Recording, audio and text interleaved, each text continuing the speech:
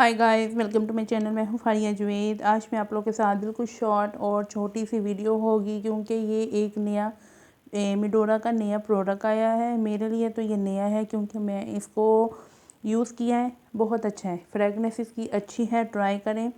और इसकी जो प्राइस है डिस्क्रिप्शन में मेंशन किया है, वहाँ पे आपने चेकआउट करना है। चाहे तो इनकी वेबसाइट से लें तो या आप कॉस्मेटिक की शॉप से लें, आपको दोनों तरफ से मिल जाएगा। तो ट्राई करें, बहुत अच्छी है इसकी ये फ्रेगनेंस। और आप लोगों को मैंने एक और चीज़ दिखानी थी, वो ये है कि मैंने ये फर्स्ट टाइम देखा है।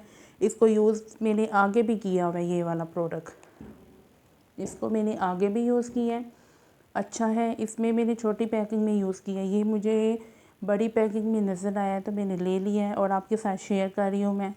तो आप लोग भी लेना चाहते हैं तो इसको ले सकते हैं बड़ी पैकिंग में। बहुत इजी तरीके से दिन गुजर जाएंगे आप लोगों के।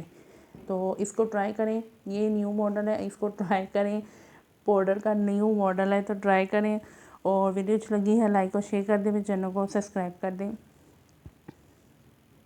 अल्लाह हाफिज़, बाय बाय।